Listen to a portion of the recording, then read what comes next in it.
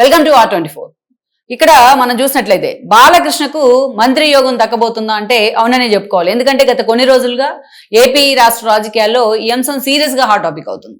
గతంలో మనం చూసినట్లయితే చంద్రబాబు నాయుడు ఒక 3 నెలల క్రితం వరకు ఎవరు ఎప్పుడు మంత్రివర్గ విస్తరణ గురించి ఏదైనా క్వశ్చన్ తనకు ఎదురైతే అటు మీడియా నుంచి కానీ ఇటు పార్టీ నేతల నుంచి ఆ విషయం మీద ఆయన మాట్లాడడానికి ఇష్టపడేవాళ్ళు కాదు. కానీ ఇటీవల కాలంలో పదే పదే పూర్తి స్థాయిలో చంద్రబాబు నాయుడు కేబినెట్ ప్రక్షాళన మీద ఫోకస్ పెట్టబోతున్నారు, కేబినెట్ మళ్ళీ రీషఫుల్ చేయబోతున్నారు అనే చర్చ అయితే హాట్ టాపిక్ అవుతా ఉంది. ఆబ్వియస్లీ ఆ చర్చ తెర మీదకి వచ్చినప్పుడు ఎవరైతే ఆస్పిరెంట్స్ ఉంటారో, ఎవరైతే ఆశావహులు ఉంటారో వాళ్ళ పేర్లు కూడా తెర మీదకి వస్తూ ఉన్నాయి. రకరకాల పేర్లు వస్తూ ఉన్నాయి. జిల్లాల సమీకరణాలకు సంబంధించి, జిల్లాల్లో ఉన్న రాజకీయ సమీకరణాలు, కుల సమీకరణాలకు సంబంధించి కూడా అనేక మంది పేర్లు తెర మీదకి వస్తూ ఉన్నాయి.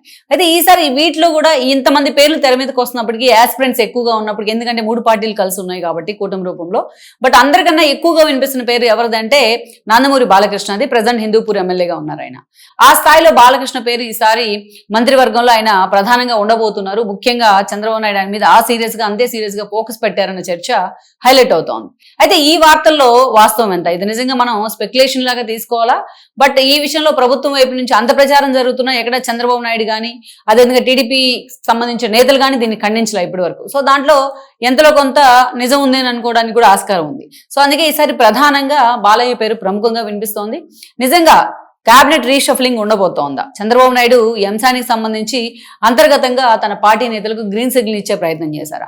మరి బాలకృష్ణ ఈ రేస్ లో ఉన్నారంటూ కూడా జరుగుతున్న ప్రచారంలో వాస్తవం ఎంత? బాలయ్య నిజంగానే ఆ స్థాయిలో ఆయనకి కేబినెట్ నుంచి రెడ్ కార్పెట్ వేయబోతున్నారా చంద్రబాబు నాయుడు?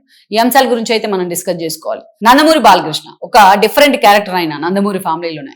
ఎందుకంటే ఎన్టీఆర్ తర్వాత ఆ స్థాయిలో సినిమాల మీద ఫోకస్ పెట్టి తన తండ్రి ఇమేజ్ అతీతంగా తనకంటూ ఒక ఇండివిజువల్ ఇమేజ్ క్రియేట్ చేసుకున్నారు ఆయన. అటు పౌరాణికాలు కానీ, జానపదాలు కానీ, ఇటు సాంఘికాలు కానీ ఏదైనా సరే తనకంటూ ఒక ఓన్ ఇమేజ్ అయితే బాలకృష్ణ క్రియేట్ అయింది. ఇక అట్ ద సేమ్ టైం మనం చూస్తే అటు తన జర్నీలో భాగంగా చంద్రబాబు నాయుడుతోనే అసోసియేట్ అవుతూ వచ్చారు ఆయన డే 1 నుంచి. తన తండ్రితో చంద్రబాబు నాయుడు విభేదించిన బాలకృష్ణ మాత్రం అప్పటి నుంచి చంద్రబాబు నాయుడు వైపే మొగ్గు చూపుతూ వచ్చారు. ఇక తన కూతురు బ్రాహ్మణిని లోకేష్కి ఇవ్వడం ద్వారా ఒక సాలిడ్ బాండింగ్ అయితే ఆ 2 ఫ్యామిలీల మధ్య కూడా ఏర్పడింది. హరికృష్ణ లాంటి వాళ్ళు మధ్యలో విభేదించిన, బట్ బాలకృష్ణ మాత్రం అదే అసోసియేషన్ వాళ్ళతో కొనసాగిస్తూ వచ్చారు. ఇప్పటికీ అదే బాండింగ్ ఉంది ఆయనకు. సో ఈ క్రమంలోనే బాలకృష్ణ అవసరమైనప్పుడు తన సినిమాలు చేసుకుంటూనే అవసరమైనప్పుడు చంద్రబాబు నాయుడికి సపోర్ట్ గా నిలబడే సందర్భాలు అయితే చాలానే ఉన్నాయి. మనం చెప్పుకోవాలంటే 2009లో యువగర్జన చూసాం. గుంటూరు వేదికగా నభూతో నభవిష్యత్ అని జరిగిన యువగర్జన ఆ రోజు పార్టీ అధికారంలోకి రాకపోయినా, బట్ ఆ స్థాయిలో యువగర్జన ఒక ల్యాండ్ మార్క్ గా నిలిచిపోయింది టీడీపీ చరిత్రలోనే బికాస్ ఆఫ్ బాలకృష్ణ.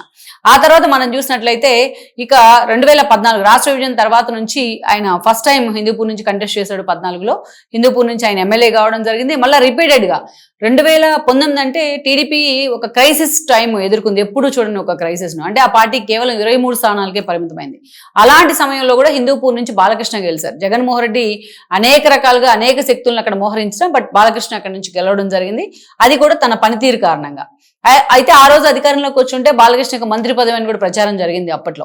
ఇక వేరే చూసుకున్నట్లయితే 2024 ఎన్నికల్లో కూటమి రూపంలో మొన్న కూడా బాలకృష్ణ పోటీ చేస్తారా లేకపోతే వసుంధర పోటీ చేస్తారన్న చర్చ జరుగుతున్న క్రమంలో, బట్ చంద్రబాబు నాయుడు బాలకృష్ణ వైపే మొగ్గు చూపారు. ఆయన 3వసారి ఎమ్మెల్యేగా గెలిచి హ్యాట్రిక్ కొట్టారు. ఇక ఈ రోజు ఎమ్మెల్యేగానే గెలవడం కాదు, బాలకృష్ణ అటు మూవీస్ లో కూడా ఈ వెటరన్ హీరో అయ్యుండి ఆ స్థాయిలో అన్ని సినిమాలు ఏ హీరోలో చేతిలోనూ కూడా లేవు. ఈ రోజు ఆ స్థాయిలో బాలకృష్ణ సినిమాలు చేసుకుంటూ తనకి ఎదురే లేదన్నట్టుగా ఫోకస్ చేసుకుంటూ ఉన్నారు. ఒక అన్స్టాపుల్ షోలో ఒక డిఫరెంట్ హోస్ట్ గా తాను ప్రొజెక్ట్ చేసుకునే ప్రయత్నం చేశారు. ఇక సాయి ప్రియా డెవలపర్స్ దగ్గర నుంచి ఈ రోజు వేగా జ్యువెలర్స్ దాకా ఒక బ్రాండ్ అంబాసిడర్ గా తాను ఎలా ఉంటాడో తానేంటి అనేది ప్రూవ్ చేసుకున్నారు. అటు చిన్న హీరోలైనా పెద్ద హీరోలైనా ఎవరి హీరో ఫంక్షన్స్ కైనా వెళ్ళటం కానీ, ప్రీలీజ్ ఫంక్షన్కి అటెండ్ అవ్వడం కానీ, వాళ్ళ సినిమాలను ప్రమోట్ చేయడం కానీ మనం చూసాం. విశ్వక్సేన్ దగ్గర నుంచి శర్వానంద్ దాకా అలా ప్రతి ఒక్కరి మనసును గెలుచుకుంటూ ఉన్నాడు ఆయన.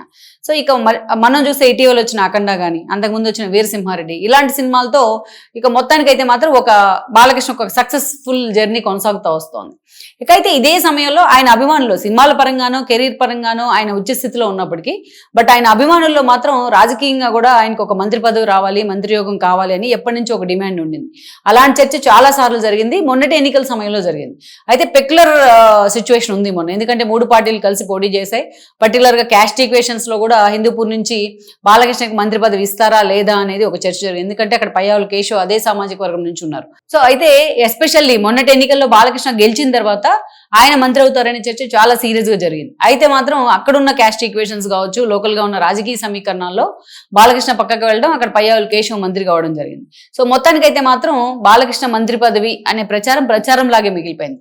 కానీ ఇప్పుడు చాలా సీరియస్ గా చర్చ ఏంటంటే బాలకృష్ణకి రేపు క్యాబినెట్ రీషఫ్లింగ్ లో మంత్రి పదవి ఇవ్వబోతున్నారు అనేది చర్చ. ఎందుకంటే ఆయన ఫ్యాన్స్ నుంచే కాదు, ఆ ఫ్యామిలీలో కూడా ఒక చర్చ అయితే జరుగుతోంది. ఆల్రెడీ హ్యాట్రిక్ కొట్టారు బాలకృష్ణ. అవసరమైతే ఈసారి ఎన్నికల్లో తన భార్య వసుంధరని ఎమ్మెల్యేగా దించుతానంటూ కూడా చాలా సార్లు ఆయన ఆఫ్ ద రికార్డ్ కూడా మాట్లాడుతూ వస్తా ఉన్నారు. సో ఇలాంటి సందర్భంలో బాలకృష్ణకి మంత్రి పదవి ఇచ్చినట్లయితే నెక్స్ట్ ఆయన పొలిటికల్ జర్నీ కంటిన్యూ చేస్తారా, లేకపోతే వసుంధరని దించుతారా అనేది మనం పక్కన పెడితే, లేకపోతే తన కొడుకు మోక్షజ్ఞ కెరీర్ మీద ఆయన పూర్తిగా ఫోకస్ పెడతారా అనేది పక్కన పెడితే, బట్ ఈసారికి మాత్రం బాలకృష్ణ పూర్తి స్థాయిలో మంత్రి కావాలి అనేది ఆయన అభిమానులు కోరుకుంటా ఉన్నారు. సో ఆ యాంగిల్లో అటు చంద్రబాబు నాయుడు కానీ, అటు భువనేశ్వర్ కానీ, ఇటు లోకేష్ కానీ ఫోకస్ పెట్టారనే చర్చ అయితే నడుస్తూ ఉంది. లెట్స్ సీ మరి ఈ విషయం కేవలం ఒక ప్రచారంగానే మిగిలిపోతుందా, బాలకృష్ణకు నిజంగానే బంపర్ ఆఫర్ రాబోతుందా అనేది ఇంకొద్ది రోజుల్లోనే క్లారిటీ వచ్చే అవకాశం ఉంది. ఈ వీడియో మీకు నచ్చినట్లయితే please share, like and subscribe